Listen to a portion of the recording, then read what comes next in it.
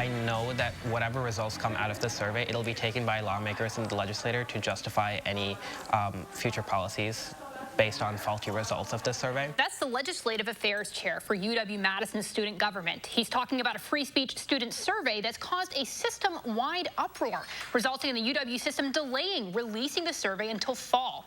The Wisconsin State Journal reported that the survey was why interim Chancellor Jim Henderson at UW-Whitewater resigned this week.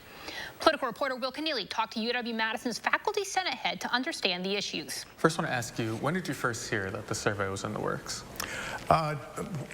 Last week, I think, or a few days ago, maybe even a few days ago, very recently.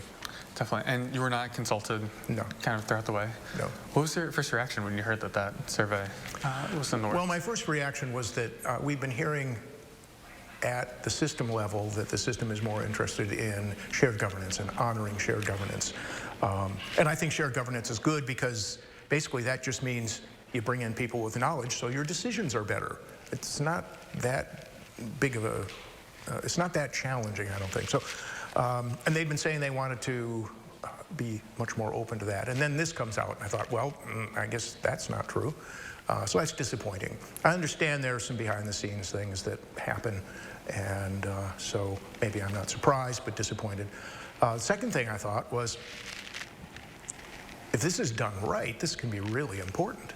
I was afraid it wasn't going to be done right. And so looking at the survey now, as you see it, do you have some of those concerns that it's just kind of missing the mark? Well, I like many parts of the survey. Some questions, though, are problematic. They're not going to give you a clear answer.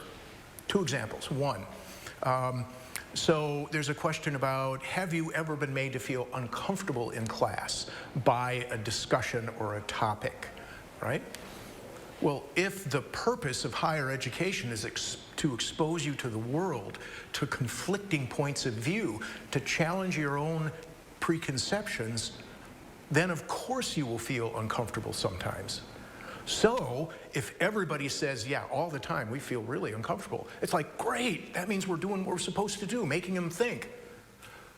Somebody else is going to say, look, they're uncomfortable all the time, they're miserable, poor things, they need to be protected, right? Okay, two opposite conclusions, but the same answer.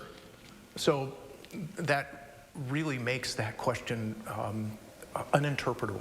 The other thing, another question about, have you ever in a class felt that you were inhibited in expressing your opinions or perspectives because of the opinions or perspectives expressed by classmates or a professor? Well, and then it's, if so, you know, give us data, give some examples.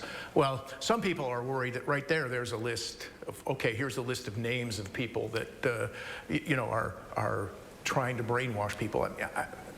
And in terms of communication theory, we're always, all of us, pressured by our peers to say what everybody is saying. That's a fundamental fact anywhere. So, I mean, I can't imagine not anybody answering no to that. But if it's answered yes, it means, oh, you shouldn't be doing that. Well, it's inevitable. The second problem that brings up is instructor or students. If the instructor is doing that, it's a very different thing than if the students are doing it. Students are doing it as kind of natural. Everybody wants to get in and fit in and be like everyone else. And the way you deal with that is to have discussions with the students, tell them about those dynamics. When we come back, Madison's new fire chief on his top goals.